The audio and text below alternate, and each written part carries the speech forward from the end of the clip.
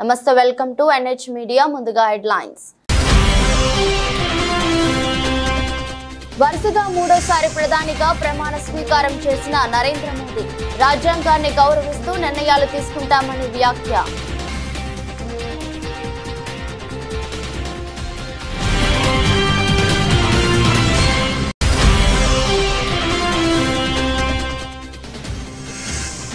CM Revanth Reddy సమక్షంలో కాంగ్రెస్ లో చేరిన మరో బీఆర్ఎస్ ఎమ్మెల్యే హస్తం గూటికి జగిత్యాల ఎమ్మెల్యే సంజయ్ కుమార్.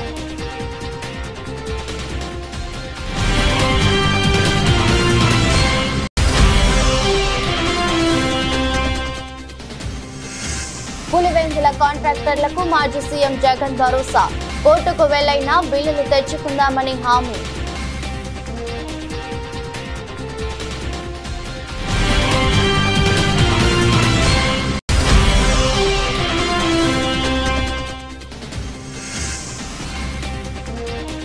ఏపీ సచివాలయంలో బాధ్యతలు స్వీకరించిన మంత్రి లోకేష్, విద్యాశాఖ మంత్రిగా మెగా డిఎస్సి ఫైలుపై సంతకం.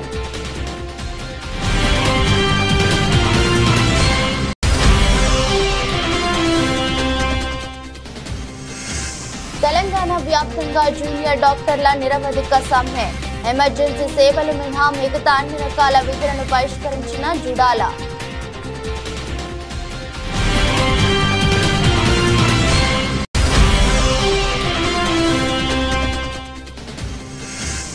భారత్ ఆసీస్ మధ్య నేడు కీలక పోరు, నేటి మ్యాచ్ రద్దయితే నేరుగా సెమీస్ కు భారత్.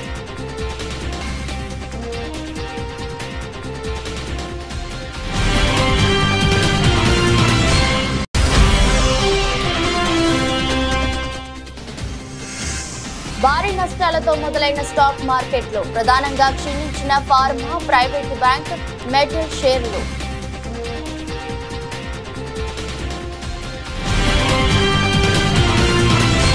పద్దెనిమిదవ లోక్సభ తొలి సమావేశాలు మరి కాసేపట్లో ప్రారంభం కాబోతున్నాయి. ఈ సందర్భంగా కొత్తగా ఎన్నికైన సభ్యులంతా ఇప్పటికీ పార్లమెంట్ భవనానికి చేరుకున్నారు.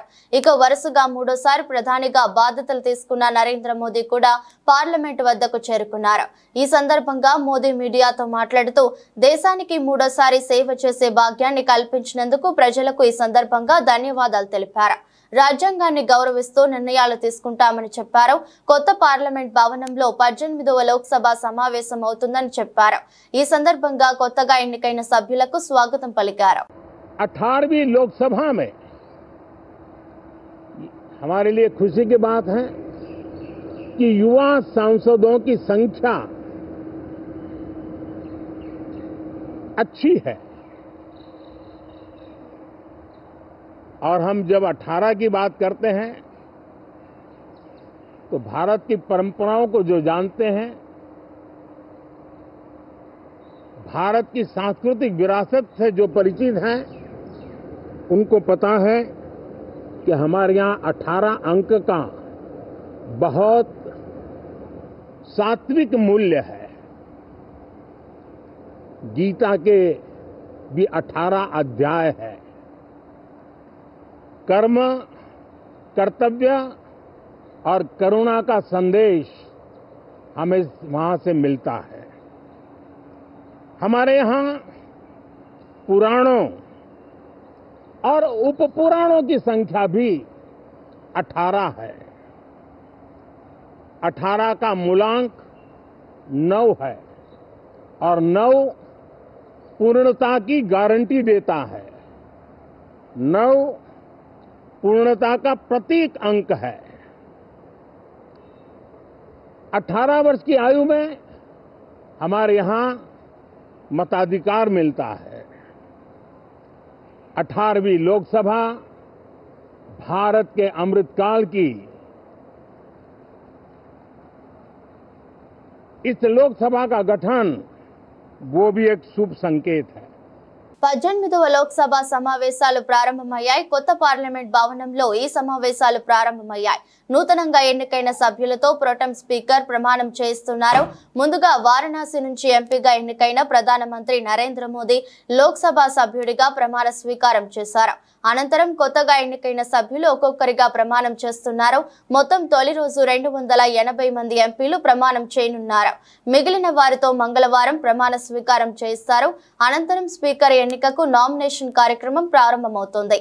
26న స్పీకర్ ఎన్నిక పూర్తవుతుంది. नरेंद्र दामोदर दास मोदी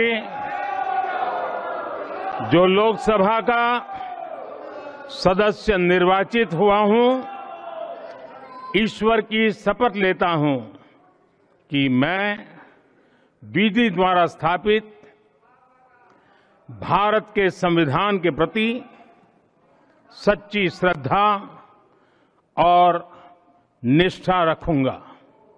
मैं भारत की प्रभुता और अखंडता अक्षुण्ण रखूंगा तथा जिस पद को मैं ग्रहण करने वाला हूं उसके कर्तव्यों का श्रद्धापूर्वक निर्वहन करूंगा।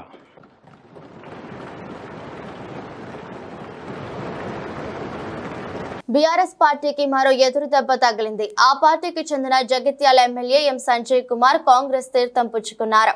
ఆదివారం రాత్రి ఆయన కాంగ్రెస్ పార్టీలో చేరారు. జూబ్లీహిల్స్ లోని సీఎం రేవంత్ రెడ్డి నివాసంలో ఎమ్మెల్యే కాంగ్రెస్ కండువా కప్పుకున్నారు. సీఎం రేవంత్ రెడ్డి కండువా కప్పి పార్టీలోకి సాదరంగా ఆహ్వానించారు. ఈ కార్యక్రమంలో మంత్రి పొంగులేటి శ్రీనివాసరెడ్డి, బోధన ఎమ్మెల్యే సుదర్శన్ రెడ్డి, సీఎం సలహాదారులు వేం నరేందర్ రెడ్డి పాల్గొన్నారు. కాగా ఈ చేరికతో మొత్తం 5గురు బీఆర్ఎస్ ఎమ్మెల్యేలు కాంగ్రెస్ లో చేరినట్టయింది. ఇటీవలే మాజీ స్పీకర్ పోచారం శ్రీనివాస్ రెడ్డి హస్తం పార్టీలో చేరారు. అంతకంటే ముందు దానం నాగేందర్, కడియం శ్రీహరి, తెల్లం వెంకట్రావులు కాంగ్రెస్ తీర్థం పుచ్చుకున్నారు. కాగా జగిత్యాల ఎమ్మెల్యే సంజయ్ కుమార్ విషయానికి వస్తే 2018లో ఆయన తొలిసారి ఎమ్మెల్యేగా గెలిచారు. 2023 అసెంబ్లీ ఎన్నికల్లో రెండోసారి గెలిచారు. సీఎం పీసీసీ అధ్యక్షుడు రేవంత్ రెడ్డి ఆహ్వానం మేరకు కాంగ్రెస్ లో చేరినట్టుగా ప్రచారం జరుగుతోంది. మెగా డిఎస్సికి ఆంధ్రప్రదేశ్ కేబినెట్ ఆమోదం తెలిపినట్లు సమాచారం. సోమవారం ఉదయం సీఎం చంద్రబాబు నేతృత్వంలో కేబినెట్ భేటీ ప్రారంభమైంది. ఈ సమావేశంలో ఎన్నికల సందర్భంగా ప్రజలకు ఇచ్చిన హామీల అమలుపై మంత్రులు చర్చిస్తున్నారు. ఈ క్రమంలోనే మెగా డిఎస్సి నిర్వహణకు సంబంధించిన షెడ్యూల్ ను అధికారులు కేబినెట్ ముందుంచారు. దీనిపై సమగ్రంగా చర్చించిన కేబినెట్ మెగా డిఎస్సికి ఆమోదం తెలిపింది. ప్రతిపాదిత షెడ్యూల్ ప్రకారం జూలై 1 నుంచి ప్రారంభమయ్యే ప్రక్రియ డిసెంబర్ 10 నాటికి ముగియనుంది. మెగా డిఎస్సి కింద 16,347 పోస్టులను భర్తీ చేయనున్నట్లు అధికారులు తెలిపారు. దీంతో పాటు గత ప్రభుత్వం తీసుకొచ్చిన ల్యాండ్ టైటిలింగ్ చట్టం రద్దు, ఎన్నికల సందర్భంగా పింఛన్ పెంపు హామీ, అన్న క్యాంటీన్ల పునరుద్ధరణ తదితర హామీల అమలుకు మంత్రివర్గం ఆమోదం తెలిపినట్లు సమాచారం.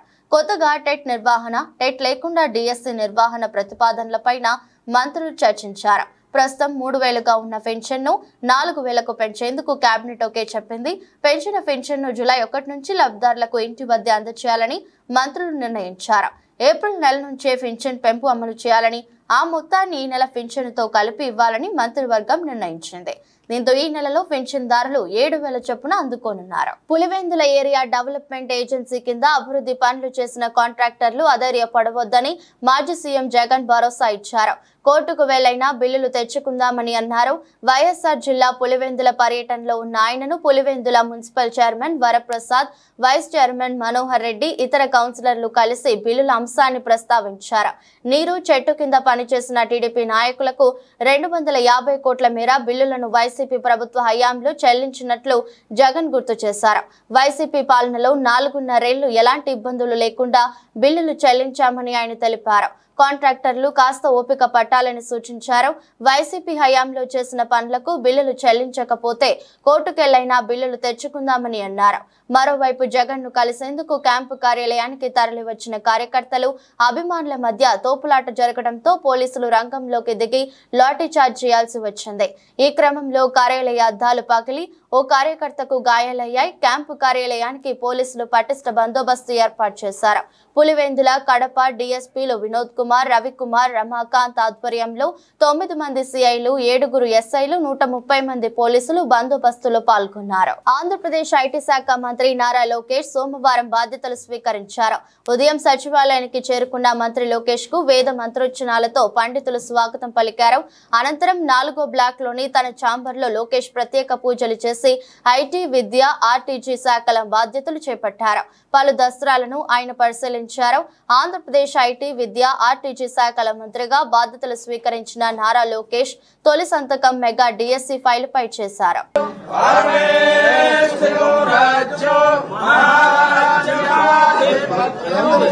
కంగారు పడ స్వామి, నేను చేస్తాను. అందరు కంగారు పడ.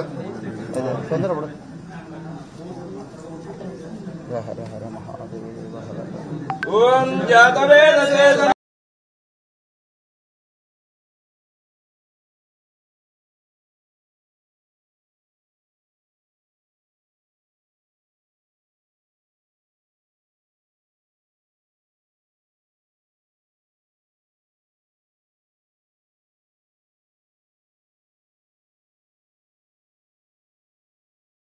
పద్దెనిమిదవ లోక్సభ తొలి సమావేశాలు కొనసాగుతున్నాయి. సభ్యులతో ప్రొటెం స్పీకర్ భర్తృహరి మహతా ప్రమాణ స్వీకారం చేయిస్తున్నారు. తొలుత ప్రధాని మోదీ వారణాసి ఎంపీగా ప్రమాణం చేశారు. అనంతరం కేంద్ర మంత్రులు, ఇతర సభ్యులు ప్రమాణం చేస్తున్నారు. ఈ క్రమంలో కేంద్ర మంత్రులు కిషన్ రెడ్డి, రామ్మోహన్ నాయుడు తెలుగులో ప్రమాణ స్వీకారం చేశారు. తొలి రోజు 280 మంది ఎంపీలు ప్రమాణం చేయనున్నారు. మిగిలిన వారు మంగళవారం ప్రమాణ స్వీకారం చేస్తారు. అనంతరం స్పీకర్ ఎన్నికకు నామినేషన్ కార్యక్రమం మొదలవుతుంది. ఈ నెల 26న స్పీకర్ ఎన్నిక పూర్తవుతుంది. 27న రాజ్యసభ సమావేశాలు కూడా ప్రారంభమవుతాయి. అదే రోజు ఉభయ సభలను ఉద్దేశించి రాష్ట్రపతి ద్రౌపది ముర్ము ప్రసంగించనున్నారు.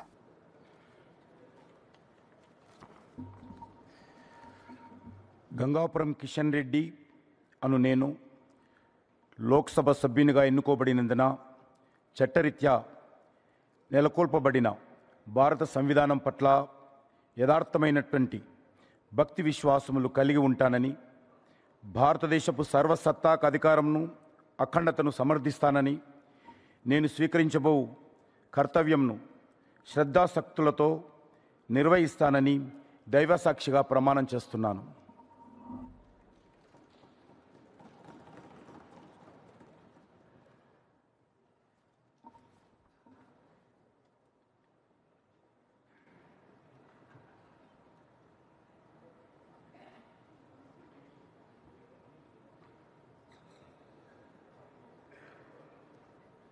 హనుమకొండ జిల్లా బీదదేవరపల్లి మండలం గాంధీనగర్ గ్రామంలో మంత్రి పొన్నం ప్రభాకర్ పాల్గొన్న డాక్టర్ బిఆర్ అంబేద్కర్ విగ్రహావిష్కరణ కార్యక్రమం రసాబసగా మారింది.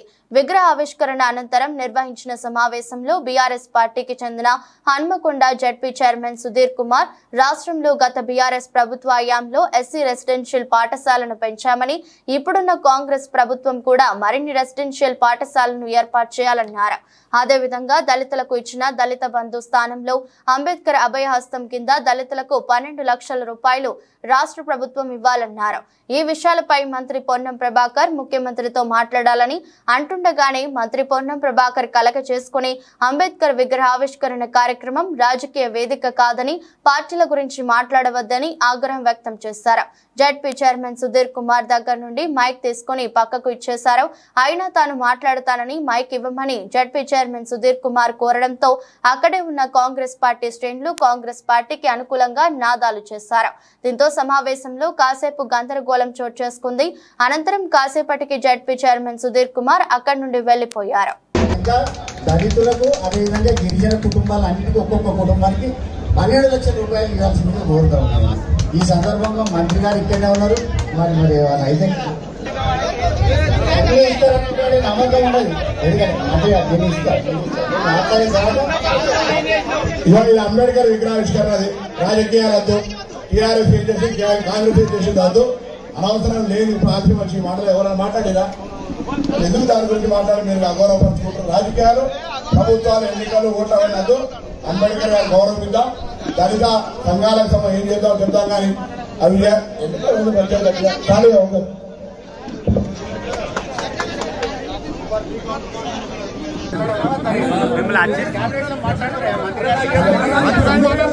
మంత్రి గారు క్యాంప్ ఆఫీస్కి పోయి చెప్పండి. మీరు మంత్రి గారితో క్యాంప్ ఆఫీస్కి పోయి చెప్పండి. సైన్స్ ముసుగులో ఖరీదైన కార్పొరేట్ మోసాలు జరుగుతున్నా ప్రభుత్వాలు చోద్యం చూడటం అన్యాయమని రాష్ట్ర ప్రజా కాంగ్రెస్ ఆర్పీసీ ప్రధాన కార్యాలయంలో జరిగిన పార్టీ వారాంతపు సమావేశంలో ఆర్పీసీ వ్యవస్థాపక అధ్యక్షులు మేడా శ్రీనివాస్ ఎద్దేవా చేశారు. వైద్య విద్య పూర్తిగా కార్పొరేట్ మాఫియా చేతుల్లోకి వెళ్లిపోయిందని, వైద్య విద్యార్థులకు మానవ శరీర అవయవాలు పైన ఆరోగ్య సమస్యలపైన ఆదాయం చేసే విధంగా పాఠ్యాంశాలను బోధించటం లేదని, ఖరీదైన వ్యాపార దృక్పథ కోణంలో వైద్య శాస్త్రాన్ని కార్పొరేట్ శక్తులు వశపరుచుకుంటున్నాయని, వైద్య సిలబస్ ను సైతం వైద్య వ్యాపార సామ్రాజ్యానికి అనుగుణంగా విస్తరించే విధంగా విద్యార్థులకు వైద్య కళాశాలల్లో బోధనలు బోధిస్తున్నారని, రోగాలు తగ్గించడంపై సిలబస్ ను బోధించకుండా ప్రైవేట్ కార్పొరేట్ ఆసుపత్రులకు ఒక రోగి నుండి లక్షల్లో కాసులు కురిసే విధంగా వాస్తవ వైద్య శాస్త్రానికి అంతుపట్టని వైద్య సేవలు రోగికి జరుగుతున్నాయని, నేడు అనేక మందికి వైద్య శాస్త్రంపై అవగాహన లేకపోయినా చైనా రష్యా సిలబస్ చదివామంటూ ఆదేశ సర్టిఫికేట్లతో వైద్యులుగా చలామణి అయిపోతూ మనుషుల ప్రాణాలు తీస్తున్నారని, ప్రభుత్వాలు ప్రైవేట్ కార్పొరేట్ ఆసుపత్రుల నిర్వహణలపైన సౌకర్యాలపైన నిబంధనలపైన కనీస పర్యవేక్షణ లేకుండానే డిఎం మరియు హెచ్ఓ శాఖలు పనితీరు అంతా అవినీతి కాసులు దండుకోవటంపై ఉన్న ధ్యాస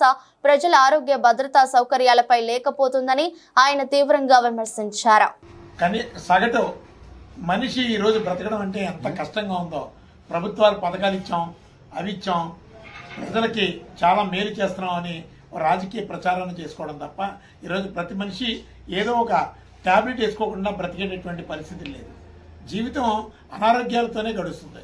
ఎందుకంటే ఈ మార్కెట్లో లభ్యమయ్యేటటువంటి ప్రతి వస్తువు కూడా పూర్తిగా పొల్యూట్ అయిపోయింది. త్రాగే నీరు దగ్గర నుంచి గాలి, ఇండస్ట్రియల్ పొల్యూషన్ కావచ్చు, రివర్ వాటర్ పొల్యూషన్ కావచ్చు, అలాగే మాల్స్లో దొరికేటటువంటి ప్రతి వస్తువు ఈరోజు పొల్యూట్ అయిపోయింది. వీటి మూలంగా ప్రజల ఆరోగ్యాలు క్షీణిస్తున్నాయి. మీరు ఈరోజు చెప్పేటటువంటి కలబుల కబుర్లన్నీ కూడా మనిషి బ్రతకడానికి పనికి రావడం లేదు. ఈరోజు ఒక టెస్ట్ చేయించుకోవడానికి బ్లడ్ టెస్ట్, యూరిన్ టెస్ట్లో, లివర్ టెస్ట్లో, అలాగే ట్రైగ్లైసిస్, HbA1c ఏ టెస్ట్ చేసుకున్నా ఈ ఏరియాలో ఒక టెస్ట్ చేయించుకుంటే మరలా ఇంకో ల్యాబ్కి వెళ్తే ఆ రేటు వేరేగా ఉంటుంది, ఇంకో దగ్గర ఇంకో రేటు ఉంటుంది. మేము గవర్నమెంట్ రాష్ట్రీయ ప్రజా కాంగ్రెస్ పార్టీ నుంచి ఒకటే డిమాండ్ చేస్తున్నాం, ఈ ల్యాబొరేటరీ టెస్టులు అన్నీ కూడా ఒక సీలింగ్ పెట్టండి, ఒక నియంత్రణ పెట్టండి. ప్రతిదానికి ఈ రేటు కన్నా ఎక్కువ ఉండకూడదు అని ప్రభుత్వం ఒక సర్క్యులర్ జారీ చేయండి. ఇప్పుడు వ్యాపారస్తులందరూ కూడా రాజకీయ వ్యాపార రంగంలో గెలిచి అసెంబ్లీకి వెళ్ళారు, కోట్ల రూపాయలు ఖర్చు పెట్టుకున్నారు, అలాగే వందల కోట్ల రూపాయలు సంపాదించుకుంటారు. ప్రజలకు సేవలు ఎందుకు చేస్తారు అనేది మనం ఒకసారి ఆలోచించుకోవాలి. రాష్ట్రీయ ప్రజా కాంగ్రెస్ పార్టీ సుదీర్ఘ లక్ష్యం ఈ సమాజానికి, అలాగే ప్రజలకి, బాధిత ప్రజలకి ఒక బాధ్యత కలిగినటువంటి ఒక సెక్యులర్గా మనిషి జీవితాన్ని ముందుకు నడిపించాలనే ప్రధాన దృక్పథంతో రాష్ట్రీయ ప్రజా కాంగ్రెస్ పార్టీ పనిచేస్తుంది. అలాగే ప్రభుత్వానికి రాష్ట్రీయ ప్రజా కాంగ్రెస్ పార్టీ నుంచి రిటర్గా ఒక లెటర్ కూడా పెట్టడం జరిగింది. ఈ ల్యాబొరేటరీ టెస్టులు, అలాగే ప్రభుత్వ ఆసుపత్రుల్లో కొన్ని వైద్యాలకు సంబంధించి ఒక రేటుని నిర్ణయించి దానికి తగినటువంటి ఓ సర్క్యులర్ని అమలు చేయమని రాష్ట్రీయ ప్రజా కాంగ్రెస్ పార్టీ నుంచి ప్రభుత్వాన్ని కోరుతున్నాం. తెలంగాణ రెవెన్యూ, గృహ నిర్మాణ, సమాచార శాఖ మంత్రి పొంగులేటి శ్రీనివాసరెడ్డి మరోసారి మానవత్వాన్ని నిరూపించుకున్నారు. ఆదివారం సాయంత్రం ఖమ్మం జిల్లా కూసుమంచి నుంచి హైదరాబాద్ కు వెళ్తుండగా సూర్యాపేట జిల్లా చివ్వెంల మండల కేంద్రంలో కారు ప్రమాదం జరిగింది. ఈ ఘటనలో ద్విచక్ర వాహనంపై ప్రయాణిస్తున్న వాహనదారుడికి తీవ్ర గాయాలయ్యాయి. ఘటనను గమనించిన మంత్రి పొంగులేటి తన కాన్వాయ్ను ఆపి తన కాన్వాయ్లోని ఒక వాహనంలో బాధితుడిని స్థానిక ఆసుపత్రికి తరలించారు. ఈ సందర్భంగా మంత్రి పొంగులేటికి స్థానిక ప్రజలు, బాధిత కుటుంబ సభ్యులు కృతజ్ఞతలు తెలిపారు.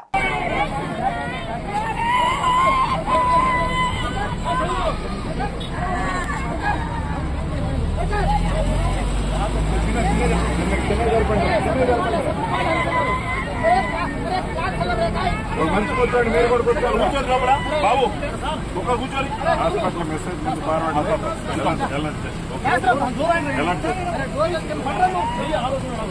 కూర్చొని మీద పెట్టుకోమ్మా. అరే అటు కూర్చోండి. రైట్ రైట్ తప్పకుండా రేగా తప్పకుండా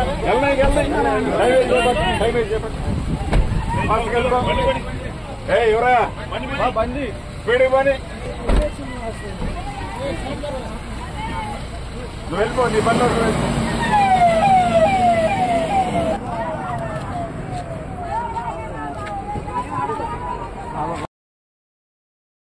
మెదక్ జిల్లా కౌడిపల్లి పోలీస్ స్టేషన్ పరిధిలో గృహ నిర్మాణానికి ఉపయోగించే సెంట్రింగ్ డబ్బా చోరీకి పాల్పడుతున్న 10 దొంగల ముఠాను అరెస్ట్ చేశారు కౌడిపల్లి పోలీసులు. ఈ నెల 11న కౌడిపల్లి మండల పరిధిలోని నాగుసనపల్లి గ్రామానికి చెందిన ఆల్మాయిపేట దశరథ్ గృహ నిర్మాణానికి 200 సెంట్రింగ్ డబ్బులు సెంట్రింగ్ మేస్త్రి పెద్దాపురం అశోక్ తీసుకురాగా గుర్తు తెలియని నిందితులు అపహరించారు. అందుకుగాను సెంట్రింగ్ మేస్త్రి అశోక్ కౌడిపల్లి పోలీసులకు ఫిర్యాదు చేయగా దర్యాప్తు చేపట్టిన పోలీసులు 2 ప్రత్యేక బృందాలుగా ఏర్పడి రాత్రిపూట తనిఖీలు నిర్వహించారు. ఇదే క్రమంలో సెంట్రింగ్ డబ్బాల చోరీకై మరలా కౌడిపల్లి వచ్చిన దొంగల ముఠాను అరెస్ట్ చేసి 99,000 నగదు, ఒక ప్యాసింజర్, ఒక ట్రాలీ ఆటో, ద్విచక్ర వాహనం, 255 సెంట్రింగ్ డబ్బాలను రికవరీ చేశారు. పోలీసులు మీడియా సమావేశం నిర్వహించిన మెదక్ జిల్లా ఎస్పీ బాలస్వామి నిందితుల వివరాలు వెల్లడించి రిమాండ్ కు తరలించారు. 117/24 అనే క్రైమ్ నెంబర్లో సెంట్రింగ్ బాక్సెస్ పోయినవని కౌడిపల్లి పిఎస్లో ఒక కేసు రిజిస్టర్ చేయడం జరిగింది. దీన్ని బేస్ చేసుకొని మా టీం అంటే పోలీస్ టీం ఎవరైతే ఉన్నారో SI Ranjith Reddy, constable Bagayya, Upender and Srikanth, వీళ్ళు ముగ్గురు ఒక టీమ్గా పనిచేస్తూ ఈ సెంట్రింగ్ బాక్సెస్ ఎక్కడ పోయినాయి అనేది సీసీటీవీలు వెరిఫై చేసినప్పుడు ఒక అనుమానాస్పదంగా ఒక ఆటో ట్రాలీ ఆటో కనబడడం జరిగింది. దాన్ని ట్రేస్ అవుట్ చేసుకుంటూ డిటెక్ట్ చేసినప్పుడు ఇది పల్పనూరు గ్రామం వద్ద హత్నూర పోలీస్ స్టేషన్ లిమిట్స్లో ఒక గ్రామంలో అక్కడ డంప్ చేసి వెళ్ళిపోయినట్టుగా తెలిసింది. సో దాని తర్వాత క్లూస్ని బట్టి ఆటో ట్రాలీని నంబర్ని ట్రేస్ చేసి వాళ్ళ ఓనరు తర్వాత ఎవరైతే ఈ అఫెన్స్లకు పాల్పడ్డారో ఆ అఫెన్సెస్ను సంబంధించిన పర్సన్స్ని కూడా మొత్తము 10 మెంబర్స్ని అరెస్ట్ చేయడం జరిగింది. ఈ 10 మెంబర్స్ని ఇంట్రాగేషన్ చేసినప్పుడు వీళ్ళు ఈ కౌటిపల్లిలో జరిగినటువంటి ఈ 117/24 కాకుండా ఇంతకుముందు కూడా కుల్చారం లిమిట్స్లో 2 కేసులు, తర్వాత శంకరంపేట ఏ లిమిట్స్లో 1 కేసు, అల్లాదుర్గ్ పిఎస్ లిమిట్స్లో 1 కేసు కూడా ఈ గత 15 రోజుల్లోనే చేయడం జరిగింది. ఆ టోటల్ వాల్యూ ఒక ట్రాలీ ఆటో, ఒక ప్యాసింజర్ ఆటో, ఒక బైక్, తర్వాత 255 సెంట్రింగ్ బాక్సెస్ వర్త్ అరౌండ్ 2,50,000, తర్వాత 99,000 క్యాష్ను కూడా రికవరీ చేయడం జరిగింది. తెలంగాణ వ్యాప్తంగా జూనియర్ డాక్టర్లు నిరవధిక సమ్మెకు దిగారు. దీనిలో భాగంగా సోమవారం ఉస్మానియా మెడికల్ కాలేజీలో ధర్నా చేశారు.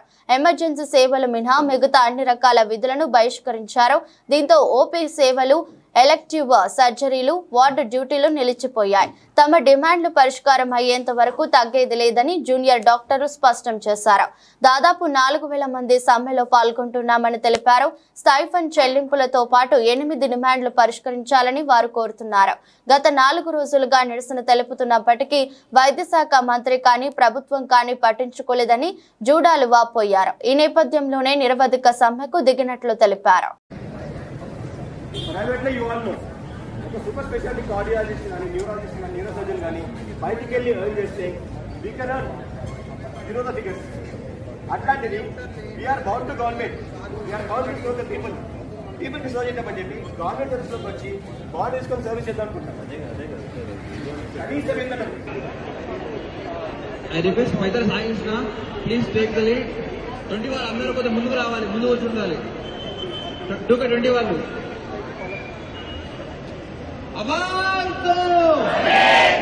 T20 వరల్డ్ కప్ 2024లో భారత్ నేడు అత్యంత కీలకమైన మ్యాచ్ ఆడనుంది. సెయింట్ లూసియాలోని డారెన్ సామి నేషనల్ క్రికెట్ స్టేడియం వేదికగా ఆస్ట్రేలియాతో తలపడనుంది.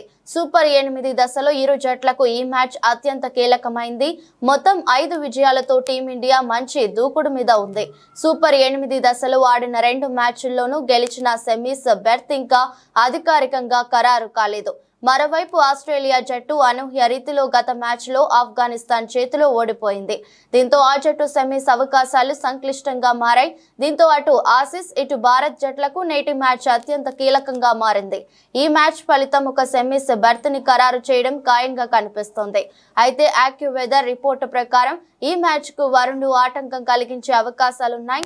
మ్యాచ్ సమయంలో వాన పడే అవకాశం 40% ఉందని పేర్కొంది.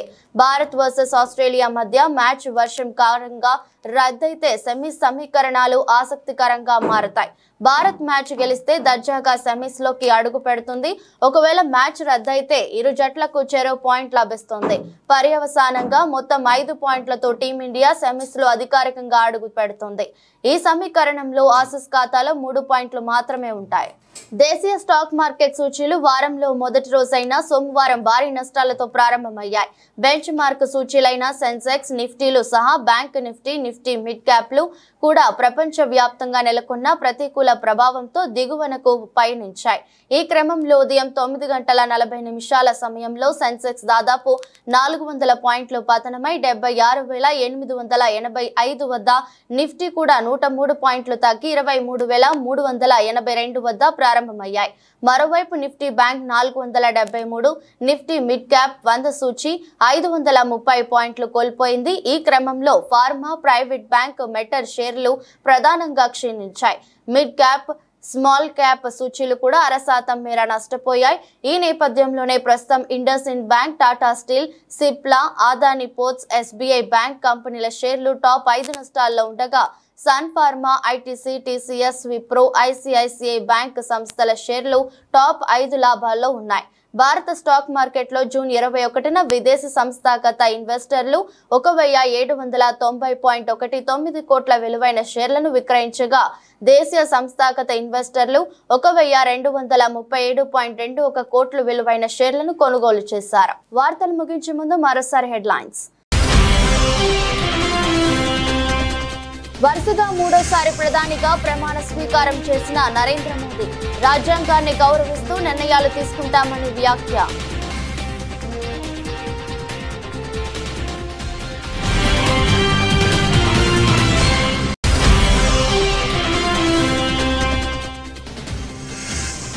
సీఎం రేవంత్ రెడ్డి సమక్షంలో కాంగ్రెస్ లో చేరిన మరో బీఆర్ఎస్ ఎమ్మెల్యే, హస్తం గూటికి జగిత్యాల ఎమ్మెల్యే సంజయ్ కుమార్.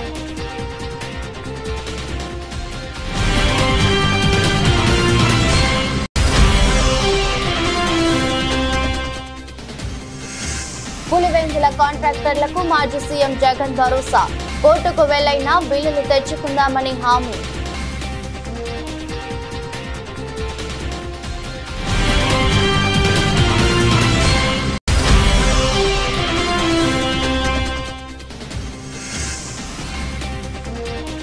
ఏపీ సచివాలయంలో బాధ్యతలు స్వీకరించిన మంత్రి లోకేష్, విద్యాశాఖ మంత్రిగా మెగా డిఎస్సి ఫైలుపై సంతకం.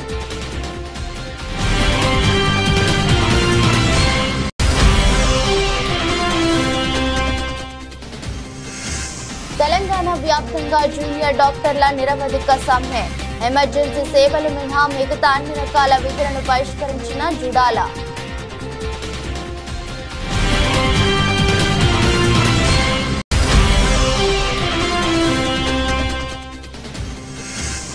భారత్ ఆసీస్ మధ్య నేడు కీలక పోరు, నేటి మ్యాచ్ రద్దయితే నేరుగా సెమీస్ కు భారత్.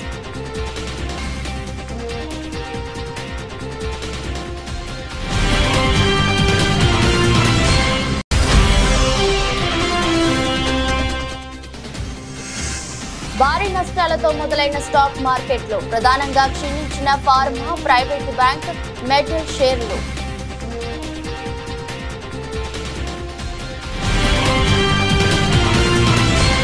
ఇది రోజు బులెటిన్. మరో బులెటిన్లో మళ్ళీ కలుద్దాం. అంతవరకు సెలవు. నమస్కారం.